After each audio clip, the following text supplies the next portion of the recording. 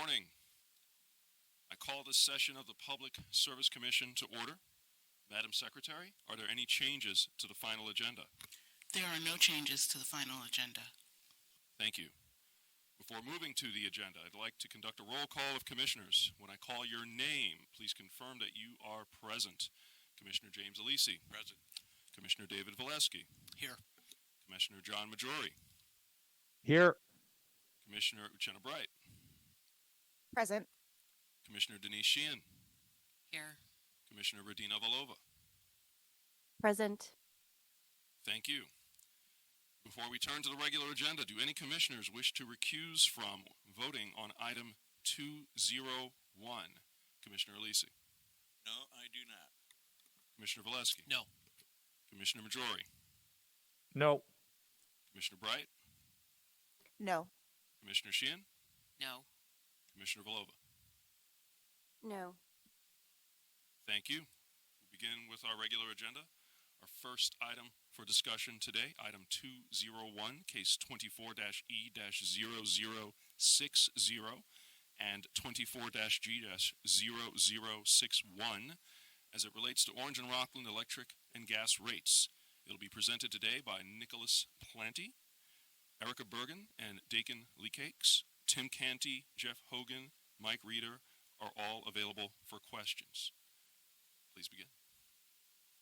Thank you. Good morning, Chair Christian and Commissioners.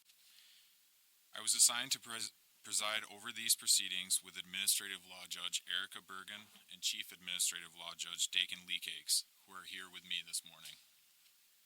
Item 201 is a draft order that would approve a joint proposal, or JP, that establishes electric and gas delivery rate plans for Orange and Rockland Utilities, Inc., which I will refer to as the company, for a 3-year period from January 1st, 2025 through December 31st, 2027.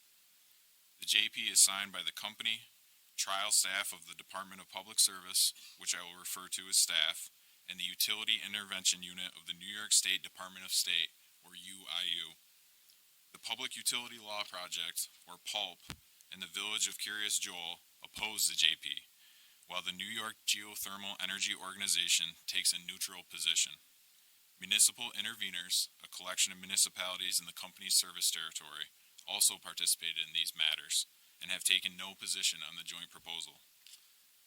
The company commenced these proceedings in January 2024, seeking a 1-year increase in electric delivery revenues of approximately $18.1 million and an increase in gas delivery revenues of approximately $14.4 million.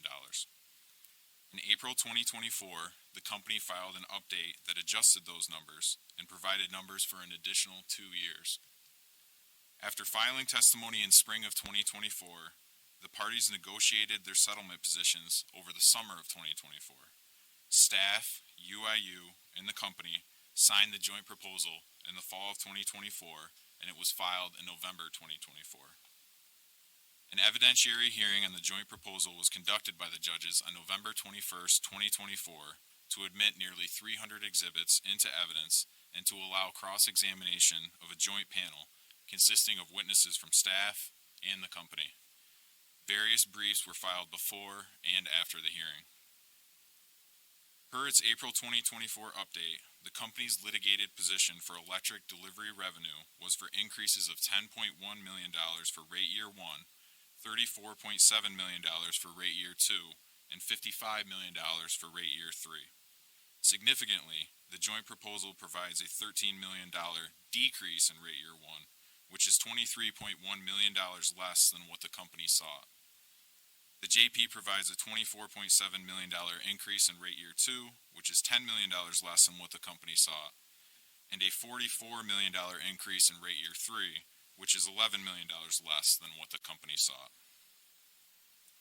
To avoid volatility in bills, as well as to smooth out the rate year 2 and rate year 3 increases, the JP shapes the electric delivery revenue changes by keeping revenue flat in rate year 1. That is, there is no increase or decrease for rate year 1. The JP then levelizes the rate year 2 and rate year 3 increases at $17.7 million per year. One note is that even though zero increase was allowed for electric in rate year 1, customers will see a small increase in their rate year 1 monthly electric bill, resulting from the expiration of a credit in the third rate year of the company's previous rate plan. Without accounting for any make-whole provision, the average total monthly bill impacts for a typical electric customer using 600 kilowatt hours per month are $3.50, or 2.4% for rate year 1, due solely to the expiration of the credit from the previous rate plan, $4.93, or 3.3% for rate year 2, and $5.33, or 3.5% for rate year 3. For gas delivery revenue, the company's litigated position was for increases of $17.1 million in rate year 1, $22.8 million in rate year 2, and $19.2 million in rate year 3. The joint proposal reduces those amounts to $3.6 million in rate year 1, which is $13.5 million less than what the company sought, $18 million in rate year 2, which is $4.8 million less than what the company sought, and $16.5 million for rate year 3, which is $2.7 million less than what the company sought. The amounts have been levelized as an increase of $10.4 million in each of the 3 rate years. Without accounting for any make-whole provision, the average total monthly bill impacts for a typical residential gas heating customer using 100 centum cubic feet per month are $9.58, or 6.1% in rate year 1, $5.99, or 3.5% for rate year 2, and $6.79, or 3.6% for rate year 3. The joint proposal allows a 9.75% return on equity, or ROE, and a 48% common equity ratio for all 3 rate years, which is the product of a settlement compromise and falls within the range of the 10.3% proposed by the company and the 9.5% recommended by staff. Standard for a proposed settlement, the joint proposal's ROE reflects the economic conditions at the time the agreement was made and provides for the legally required opportunity for a utility to earn a fair return on its prudently incurred infrastructure investments used to serve the public, and compares favorably to the Commission's recent adoption of a 3-year rate plan containing a 9.7% ROE for National Fuel Gas Distribution Corporation in December 2024. The joint proposal also includes a 3-tiered earnings sharing mechanism. Under the ESM, if the company earns between 10.25% and 10.75%, customers will share in 50% of those earnings. Between 10.75% and 11.25%, the customer's share is 75%, and for any earnings exceeding 11.25%, the customer's share is 90%. These figures are designed to encourage the company to find efficiencies, but also to ensure that customers are not funding excessive company earnings. The rest of the joint proposal's terms provide for a standard rate plan.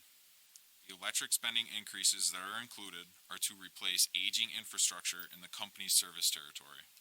They also address load growth from climate change impacts in large facilities, including data centers, that went online in the area, as well as electrification, both in replacing fossil fuels and adding electric vehicle charging. The gas spending increases are primarily to replace aging infrastructure and to replace leak-prone pipe. Having reviewed the evidence compiled in these matters, we can assure the Commission that the participating parties thoroughly examined the company's proposed capital expenditures, and the budgets reflected in the joint proposal fall within the range of possible outcomes that could have resulted following a fully litigated case. The figures represent a reasonable compromise that will allow the company to continue to provide safe and reliable service to its customers. As an additional safeguard for customers, the joint proposal has performance targets for both electric and gas. The electric performance targets are the same as in the previous rate plan, but the monetary exposure to the company for missing the targets has increased. In contrast, the applicable gas performance targets have been tightened from the previous rate plan, but the company's monetary exposure for failure to achieve those targets remains the same. For customer service, the joint proposal includes the same categories from the previous rate plan, with the performance targets for the call answer rate metric having been tightened. In addition, the company's monetary exposure has been increased for a failure to attain the performance targets for all of the customer service categories. The joint proposal also requires the company to expand its protections for residential customers related to extreme cold and extreme hot weather conditions. Specifically, for hot weather, the company will not schedule residential service terminations for non-payment on any prior day or day of the heat index being forecasted 93 degrees Fahrenheit or higher. This modifies the company's previous rate plan, which required a forecasted heat index of 95 degrees Fahrenheit or higher for 2 consecutive days, or 100 degrees Fahrenheit for a single day. In addition, for cold weather, the joint proposal provides that between November 1st and April 15th, the company will not schedule residential service terminations for non-payment on days when high temperatures, factoring in wind chill, are forecasted to be 32 degrees Fahrenheit or lower. This is more protective than the previous rate plan, which did not factor in wind chill. The company also agreed to establish a voluntary moratorium on winter termination for customers that are older people, blind people, or people with a disability or disabilities. The joint proposal also provides for investments in the customer online portal, including enhancements to the digital customer experience, which is what customers interact with on the company's website, as well as data analytics programs to provide more granular data for the benefit of future reporting. The company is also required to provide a substantial report regarding its programs, operations, and results in the disadvantaged communities within its service territory. As mentioned, Pulp and the Village of Curious Joel oppose the joint proposal. Pulp argues that the proposed rate increases will disproportionately impact Energy Affordability Program, or EAP, customers unless discounts are increased. Pulp therefore requests that the JP be modified to lower the bill impacts for customers, or, at the very least, to require the company to conduct enhanced outreach to identify potentially eligible households and enroll them in the EAP during the rate plan, so that they may receive an additional level of protection from rate increases. However, proposals to limit bill impacts to EAP participants, the exploration of alternate sources of EAP funding, and consideration of changes to the budget cap should be addressed in the context of the Commission's generic EAP proceeding to ensure standardization and eliminate inequities among EAP participants throughout the state. In any event, the EAP provisions in the joint proposal are in the public interest and consistent with the Commission's EAP orders and policies. Pulp also argues against a fixed ROE and requests that the Commission modify the rate plan to include an ROE that is updated annually. However, a number of the Commission's recent rate orders, including National Fuel in December 2024, rejected similar requests by Pulp. As noted in previous rate orders, Pulp's arguments fail to account for the benefits that utility customers receive through a fixed ROE, and that utilities must manage their business in a manner beneficial to their customers and their investors in order to receive the return prescribed in the allowed ROE. Moreover, incorporating a fixed ROE in a settlement was an issue that was specifically considered by the Commission and thoroughly vetted by interested parties, including Pulp, when the Commission adopted the settlement guidelines. A fixed ROE in a multi-year rate plan promotes the public interest by providing predictability and stability, supports utilities' credit ratings, which allows utilities to borrow money on more favorable terms and, in turn, keep rates lower, and incentivizes utilities to continue to strive for cost efficiencies and productivity gains that ultimately benefit ratepayers by leading to lower costs that will be reflected in future rates. Lastly, an annual reset of the ROE creates uncertainty that shifts the risk of ROE fluctuations from the company to its customers. Pulp also contends that the extreme heat protection provisions should be modified. However, as explained in the draft order, the Commission recently instituted a proceeding to examine best utility practices regarding customer protections associated with extreme heat events, and to identify improvements that may be warranted to standardize customer protections across utilities to the extent practicable. If, during this rate plan, the Commission adopts uniform standards in the extreme heat protections proceeding, and those protections are more protective than what is in the JP, the more protective terms will apply instead of the JP's provisions.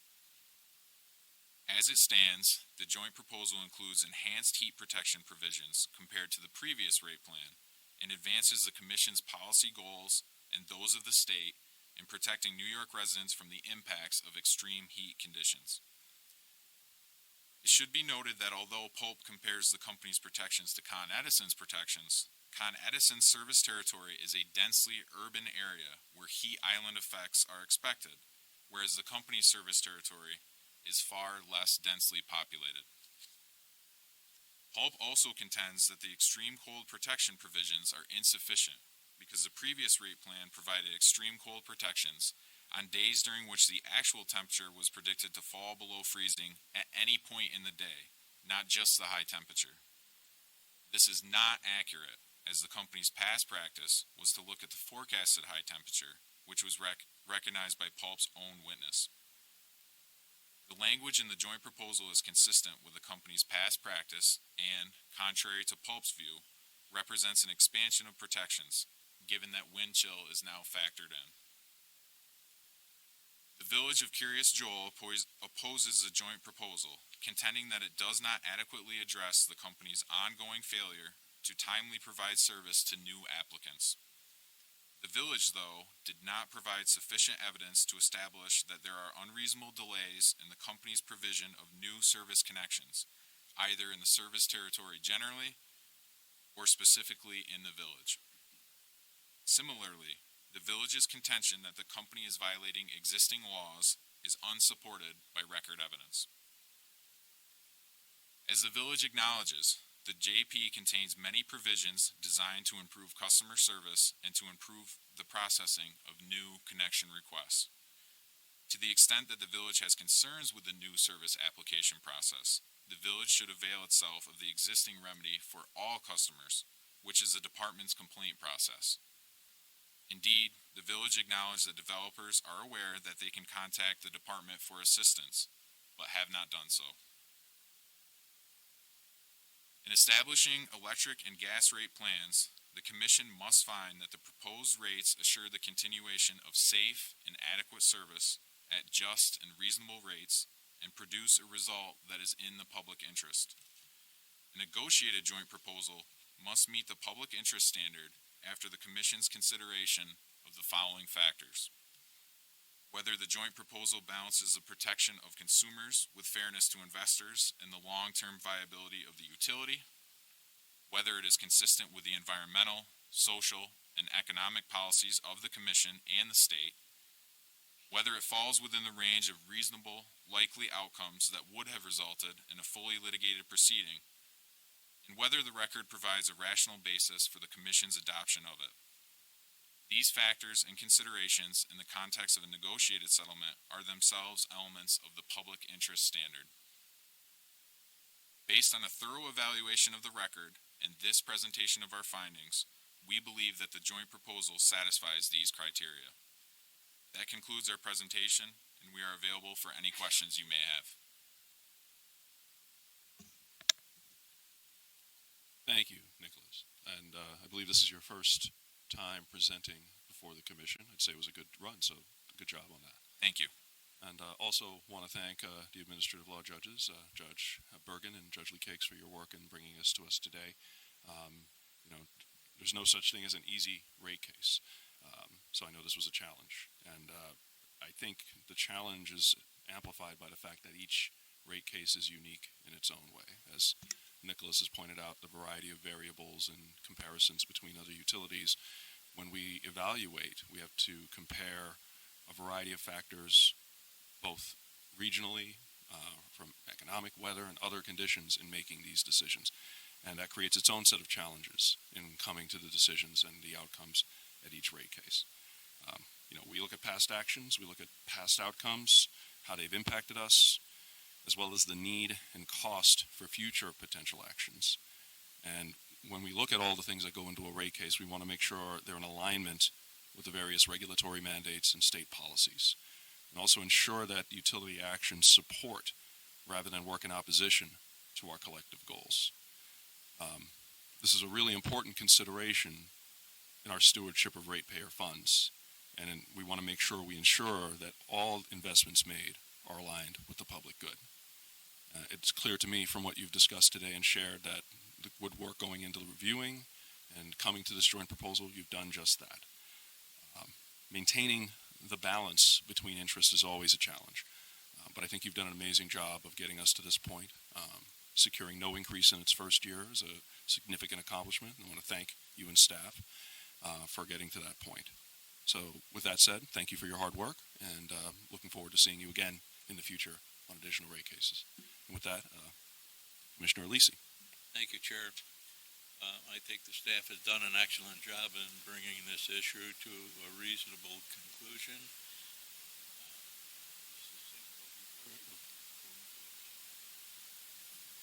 Thank you. Commissioner Valesky. Thank you, Chair. Just a few brief comments. First, Nick, thank you and congratulations on your first presentation, and to the other administrative law judges and the entire staff. Thank you for an outstanding job. Just a couple of thoughts that I have. First, and Judge Leakakes will recall that from time to time I raise the issue of rate compression. I raise it in this case because it strikes me that the rate compression in this particular case will be as short a time frame or as small a compression as we almost ever do. Rate year one started on January 1st, so we're only 2.5 months rather into rate year one. So I think that's important. I know and I understand that not all rate cases lend themselves to concluding in such a timely fashion, but this particular rate case, I think, does show a positive example of when we're able to move through the process as expeditiously as possible. That does have tangible benefits in terms of those first year rates, and the lack of a significant amount of rate compression. So I just wanted to highlight that.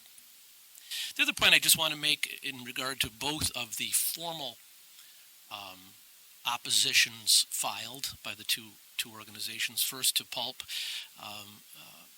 Pulp's participation once again has been incredibly important, and I think it's worth identifying that. They raise important issues, some of which have been raised in other rate cases, but others have not. So I appreciate their attention and the work that they do on behalf of ratepayers across the state. And I would just suggest that while it may sound counterintuitive, that opposition can be helpful, and I think it has been helpful, and I think staff very effectively walked us through in the order, and certainly Nick in your presentation today, each of those specific points from Pulp and your responses to that, and I appreciate that. The other opposition from the village of Curious Joel, that's certainly a concern when we hear someone saying that there's a failure to provide timely service to new applicants. I appreciate the response in that regard, and certainly would encourage the village to take advantage of the existing remedies for all of their customers. That having been said, I think it's worth us keeping an eye on going forth as staff and as a department, because that's not an insignificant matter. So I would hope we'll continue to pay some attention to that moving forward past today. With that, I certainly find that the conclusions that have been drawn in this rate case certainly satisfy our legal obligation of providing safe and reliable electric and gas service at just and reasonable rates to the ratepayers of Orange and Rockland. And as such, I plan on supporting the order. Thank you. Thank you. Commissioner Majori. Thank you. Thank you for the presentation. It was very clear, and thank you for all the work you put into it. I would like to drill down on a couple of aspects of what we are voting on today. The first is that I think most people think about their utility bill and not really about their utility rates. So I wanted to take a look at a theoretical Orange and Rockland bill and get a better understanding of what part of it will be affected by our approval or rejection of this order. And the second aspect of the order I would like to discuss is what that we're being asked to approve does Orange and Rockland have to do as a matter of law, and where do they, and by extension, we have discretion? So I know it's not part of the record, but Orange and Rockland has a sample bill on its website, and it has a hypothetical $265.77 balance. If you look at the sample bill, it breaks down electric and gas charges, and then for each, supply and delivery charges. Am I correct that this order has nothing to do with the supply charges of the bill? For the vast majority of the supply charges, that's correct. Okay. So hypothetically, if the cost of energy in New York, if the cost of energy in New York gets from Canada, goes up as a result of President Trump's trade war against Canada, and New Yorkers' energy bills go up as a result, am I correct that we can't approve or reject that, and that this order is unrelated to that particular reason that New Yorkers' energy bills might go up? Right, that's correct, that this order is unrelated to that. Okay, great. So now, what the utility petitioned the commission to do is adjust rates in order to recover the cost of doing a variety of things that are described in detail in the JP and in a little less detail in the order itself. Is that correct? Yes, that is correct. Okay. Are some parts of the delivery charge section of a utility bill that are separate from costs incurred by the utility? Are there some parts of the delivery charge section of the bill that are separate from costs incurred by the utility?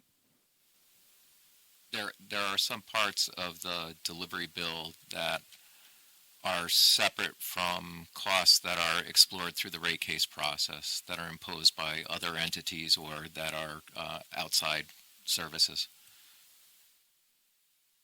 Okay, yes, that's what I'm asking. Thank you. So understanding that this is a sample bill and that it isn't actually in evidence, it's a pretty small part of the overall utility bill. Is that typical? Is it accurate to say that the portion of a typical energy bill that goes towards, for instance, the Clean Energy Fund, unrelated to the utility's operation, is a pretty small part of the overall bill?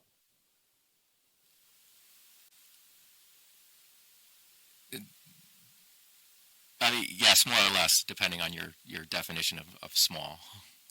Relatively, yes. Relatively, yes. Yeah, okay. So if we approve this JP, what we are approving is not what Orange and Rockland initially petitioned us for, as was evident by your presentation. And I just want to make sure I understood that. I thought it was pretty clear, but I just want to make sure that that's correct. Is that correct? Yes, that's correct. Yeah, and in fact, we'd be cutting Orange and Rockland's rate request. Is that right? Yes. Okay. So hypothetically, if this commission took the position that we would not approve any rate plan that included any rate increases whatsoever, if we just refused to act on this and we didn't budge forever, what would go into effect is exactly the rate plan that Orange and Rockland petitioned us to approve in the first place. And so, and I know I'm oversimplifying the dynamic, but to those who have urged us not to approve Orange and Rockland's proposed rate hike, which we're not doing if we vote yes, but to those of us who urged us not to act on any rate plan that includes any rate hikes, if we did that, if we just didn't act, we could keep our hands clean as commissioners, but rates would go up beyond what this JP establishes. Is that right? That's correct. The Public Service Law has a provision that the Commission must act absent utility extension within 11 months, and if the Commission just does not act on that filing in that 11 months, the filed rates go into effect by operation of law. Okay. So rates are set in anticipation of costs that the company expects to incur over the next 3 years. Some of those anticipated costs are concrete and some are estimates. We could have a discussion about methodology when it comes to those estimates. But am I right that we're not simply approving a rate plan to establish an amount of money that the utility will figure out how to spend. And I understand that they have some discretion, but we're not just approving an amount of money that they're going to figure out how to spend after the fact. Is that correct? That's absolutely correct. Our role as administrative law judges is to view the evidence that's provided that forecasts how they plan to spend that money. So we know in advance what their plans are going forward for the rate plan. Great, thank you. And we, and when I say we, I mean staff, tend to be pretty conservative in terms of what we accept in terms of the expected revenue from sources other than rates. For instance, the JP acknowledges that the company applied for federal funding under the Infrastructure Investment and Jobs Act, but rather than just assume it's going to get that funding, there's a provision that says if the company receives any funding under the act, the company will pass on those savings to the ratepayers. Is that correct? Yeah, there's several areas in the joint proposal that are phrased similarly. Yeah, right. Okay. So just, hypothetically or parenthetically, I should say, if the Trump administration killed the Infrastructure Investment and Jobs Act, as the president has promised to do, the administration would kill this avenue for reducing New Yorkers' utility bill, but that's not baked in the cake that they're going to get it. So that's the statement. It's not a question. But let me ask you this. In broad terms, what Orange and Rockland wants to raise rates for, what that they want to raise rates for, do they have to do? What is purely discretionary? And what are they required to do, but might have some flexibility in terms of when they do it, accounting strategy, or some other variable? And this, Sarah, this is the first non-really yes or no question that I'm asking you.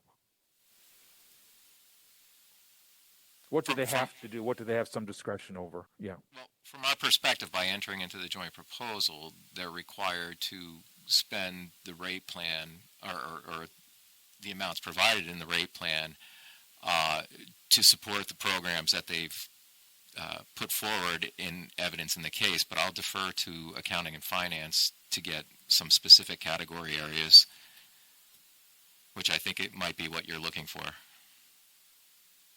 Hi, this is Tim Canty. The vast majority of cost forecasts in the rate case are not discretionary, such as taxes, return on, return of rate base, and CapEx previously approved by the commission, debt costs. The company has some discretion in labor costs and where and how they're deployed, and they have some discretion in the different O&M buckets of costs. Yeah, thank you. Thank you. That's consistent with my understanding. The company explained that the proposed revenue increases were largely driven by necessary enhancements to the company's infrastructure that will ensure the company is able to provide safe and reliable service and increase resiliency, as well as to support beneficial electrification, distributed energy resources, and the development of large-scale renewables at storage, and that its electric investments would address anticipated growth in multifamily homes, large commercial and industrial facilities, and data centers, foster electrification of buildings and transportation, and better meet customers' increased expectations regarding system reliability. Related to natural gas, system reliability, resiliency, and faster restoration of service after outages caused by storms, and that its proposals related to natural gas delivery would assist in maintaining safety and reliability and support decarbonization through reductions in gas usage and furtherance of the CLCPA's goals. So first, did I get any of that wrong or leave anything major out? Not from our perspective. Okay. So my question is, do all of these costs contribute equally to the rate increase? Do some of these things cost more than others? Some will cost more than others. Okay.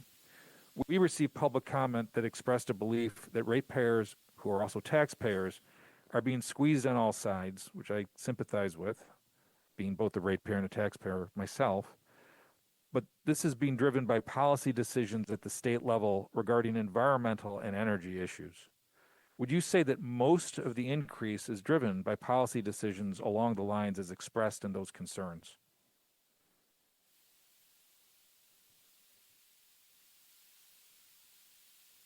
again, without having a specific number to quantify, I do agree that there is a portion of the rate increase that is driven by policy decisions, correct? Well, I that's not what I'm asking. I agree that there's a portion that is, but my question is, would you say that the majority of this increase is driven by those policy decisions? This is Jeff Hogan. I can try and answer that. The answer to that would be no. The majority of this increase is things that I would call kind of bread and butter for our rate cases. It involves things like property tax increases. It involves things like increases in the number of full-time employees at the utility labor costs. There's a lot of there's a lot of investment being put into the system. That investment, we call it return on and of. It's the depreciation costs, return on equity, debt costs related to that investment. All of those costs make up the majority of this rate increase. There are some policy-driven things that would be the minority. Okay, thank you. That's consistent with my reading as well. So sometimes we hear that a particular law, the CLCPA, causes rate increases. Is there any provision in the CLCPA that requires Orange and Rockland to specifically and explicitly do anything that contributes to this proposed rate increase? No, there's not. Okay. And just to be clear, does the CLCPA ban natural gas or any particular use of natural gas or override the obligation to serve or even mention natural gas? No, it does not. Okay. But the CLCPA does place requirements on state agencies and entities such as this commission to consider whether its decisions are inconsistent with the attainment of the state's statewide greenhouse gas emission limits, and where such decisions are inconsistent to justify its decisions and identify alternatives or mitigation measures. Now, I would argue that we essentially do that here in this order, and that all, as well as all the rate orders that I've encountered since I've come to the commission. The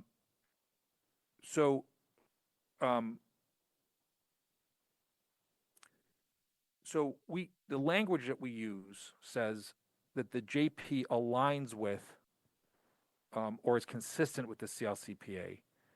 My question is, does that type of statement encompass some of the utilities initiatives that either predated the CLCPA or likely would have been pursued regardless of the CLCPA? Is that correct? That is correct. Okay. Nonetheless, the JP brings our decision more in line with the CLCPA than had we simply approved the petition that was originally submitted. Do you agree with that? And if you do, can you identify any features of the JP that advance the state's greenhouse gas goals that were not part of or existed in a lesser form in the original petition?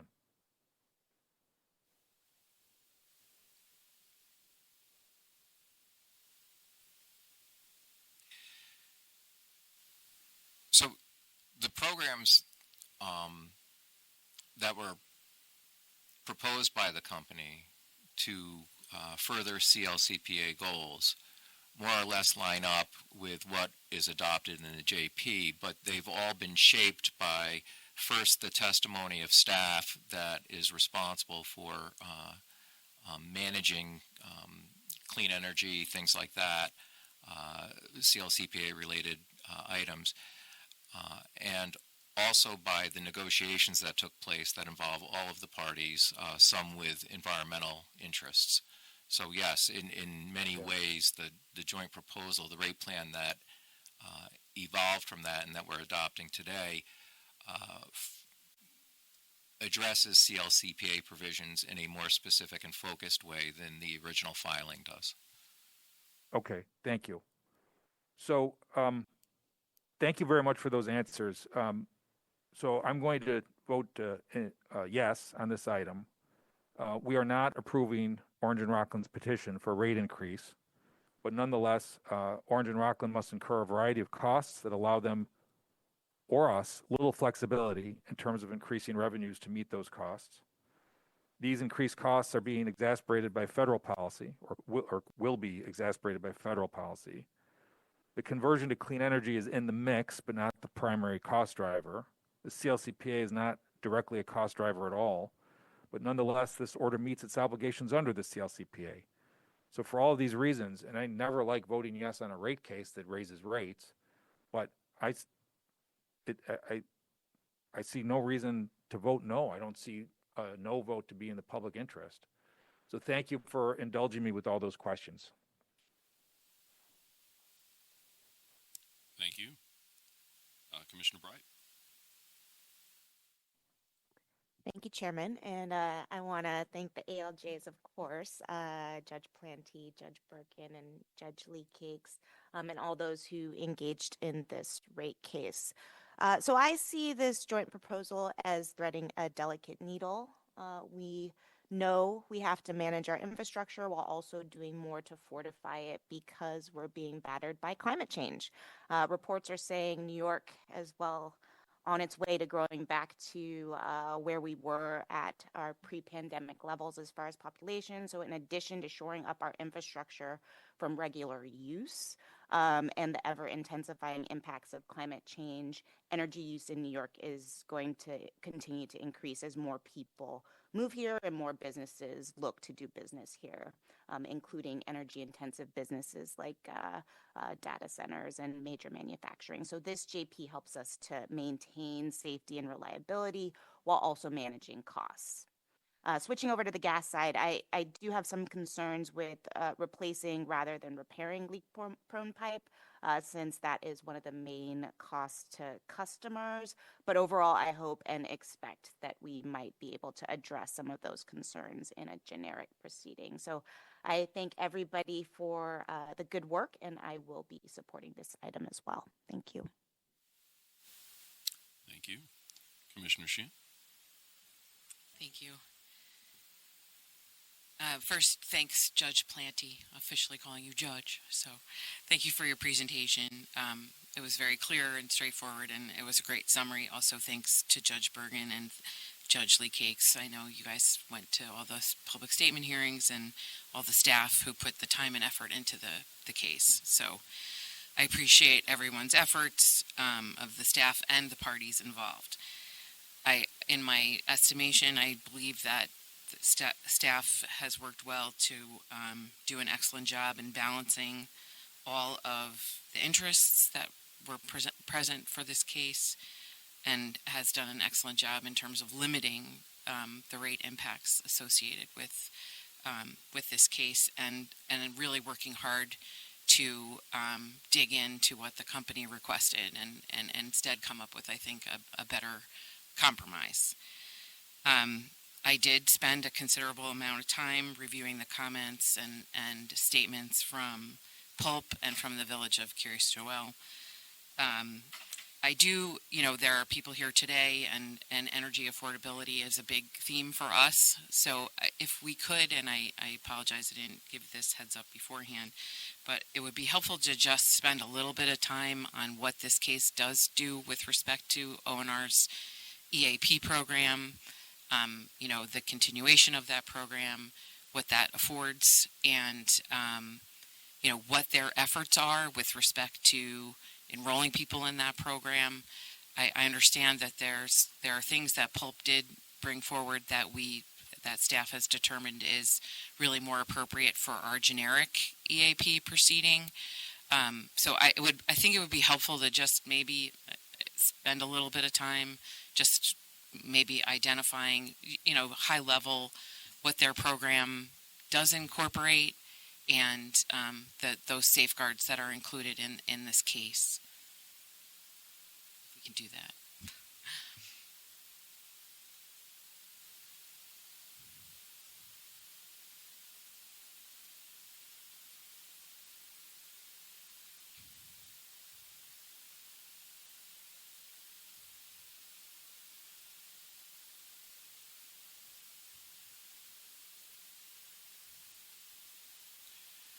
So the EAP, which stands for Energy Affordability Program, provides low-income households with additional assistance. It's not the only assistance they receive. Many of the people who receive assistance through the company's Energy Affordability Program also receive home energy affordability assistance from the federal government. The way the EAP program is set up for Orange and Rockland is it allows for 4 tiers of assistance. It provides monthly bill credits to customers in need of assistance affording their both their electric and their gas bills.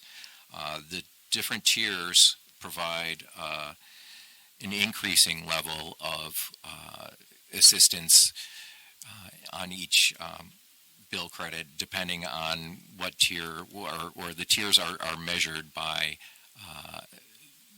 basically their need because of their household income. And so that's how the program works in general. I don't know if you wanted any more specifics than that. No, I think it's important to just note that the program is included in this case, and that there will be additional things we as a commission will be taking up in our generic proceeding. And I wanted to make sure we got that on the record today. Right. Because I think it's a critical thing for us to note. Thank you, Judge. There's a lot of other things in here that I am supportive of, and things I've discussed with staff, the inclusion of, continued investments in non-wireless alternatives, which hopefully will also continue to reduce costs in the long run with respect to the utilities operations, which in turn will hopefully help continue to put downward pressure on rates. So I wanted to highlight those as key elements, I think, of this rate case, and I encourage O&R to continue to invest in those non-wires alternatives and non-pipes alternatives. With all of that, I do agree that while we can nitpick, but we can't on a JP. On the whole, looking at this case, I do think that it assures the continuation of safe and adequate service at just and reasonable rates. And I do find that it's in the public interest. So thank you again for your efforts, and I apologize for catching you off guard on the EAP. But you were ready. See, you were ready. So thanks very much. Thank you. Commissioner Villalba? Thank you. As always, the benefit and drawback of being last is that my colleagues have already spoken so eloquently. So I want to thank staff and the ALJs and the parties who participated in this case. And I also want to thank my colleagues for your thoughtful comments. I don't have anything else to add. I want to say particularly thank you to Commissioner Majuri for your thoughtful questions and probing questions. And I agree that as a whole, on balance, the joint proposal represents a reasonable compromise under our governing standard of review, and we'll be voting yes. Thank you. Thank you. Thank you. We'll now move to a call for vote. Chair, I'm sorry. Before you vote, Commissioner Alisi, is it possible for you to move your mic closer? Thank you. Apologies. No worries. Thank you. I'll start over. I'll now move to call for vote. My vote is in favor of the recommendation to adopt the terms of the joint proposal as discussed. Commissioner Alisi, how do you vote? Yes. Thank you. Commissioner Valesky? Yes. Thank you. Commissioner Majori? Yes. Thank you. Commissioner Bright? Yes. Thank you. Commissioner Sheehan? Yes. Thank you. Commissioner Villalba? Yes. Thank you. The item is approved and the recommendations are adopted. With that, we now move to the consent agenda. Do any commissioners wish to comment on or recuse from voting on any of the items in today's consent agenda? I'll begin with Commissioner Alisi. I do not. Thank you. Commissioner Valesky? No comments or recusals. Thank you. Commissioner Majori? No recusals. I am going to comment on one item, item 165, which is 24G0028. And it's a fairly routine order where, should we approve it, the commission would authorize a certificate of public need extension for the town of Richfield to construct a gas plant and exercise the gas franchise granted to it. My comment is that, should we approve this, we are agreeing that this extension is consistent with the CLCPA and that conclusion is based on the finding that the volume of greenhouse gas emissions traceable to the commission's decision is expected to continue, and that continue the status quo, and therefore not result in a meaningful increase. And because this decision is consistent with the CLCPA emission limits, the commission need not opine on potential alternatives or mitigation measures for the project. And I agree with that assessment, and the only reason I'm highlighting it is I think it shows that we're able to arrive at the conclusion that a decision that we make is consistent with the CLCPA if it doesn't have any impact on greenhouse gas emissions, and we don't have to jump through hoops or do some sort of complicated study to reach that conclusion while acknowledging that the law applies to our decisions. So I'm voting in favor of that and everything else on the consent agenda. Thank you very much. Thank you. Commissioner Bright. No comments or recusals. Thank you, Chair. Thank you. Commissioner Sheehan. Yes, I will be recusing from item 365. No comments on the other items. Thank you. And Commissioner Vlova. No comments or recusals. Thank you. Thank you. My vote is in favor of the recommendations on the consent agenda. Commissioner Alisi, how do you vote? Yes on all items. Thank you. Commissioner Valesky. Yes on all items. Thank you. Commissioner Majori. Yes on all items. Thank you. Commissioner Bright. Yes on all items. Thank you. Commissioner Sheehan. Yes on all items with the exception of 365, from which I am recused. Thank you. Commissioner Vlova. Yes on all items. Thank you. And with that, the items are approved and the recommendations are adopted. Thank you. Madam Secretary, is there anything else to come before us today? There's nothing more today. Thank you. So with that, our regulatory agenda for today is complete, but we're not quite done. After a long public service that distinguished a career that spans state government and city government, our General Counsel, Bob Rosenthal, is retiring. This is Bob's last session. I have to say it has been amazing for me to be able to work with Bob over the last 3 years and to be able to benefit from his wealth of experience and knowledge in all things. I know I can say, without a doubt, that New York State is better off with Bob's service. And I'm fortunate enough to be able to say I'm not alone in that assessment.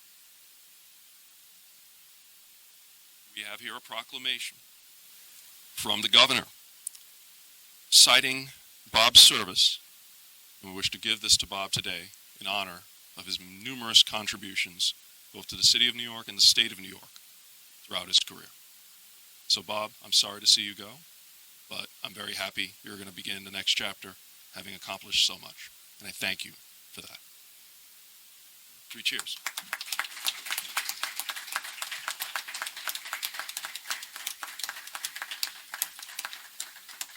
Now, I want to embarrass Bob more, but I think we'll conclude our session, and I want to speak from the citation to the governor, what the governor stated in her citation. I, Kathy Hochul, governor of the state of New York, do hereby confer this special citation upon Bob Rosenthal with gratitude and commendations on his occasion of his retirement, with best wishes for good health and happiness. So once again, Bob, thank you for your service. And with that, we will adjourn. Thank you, everyone.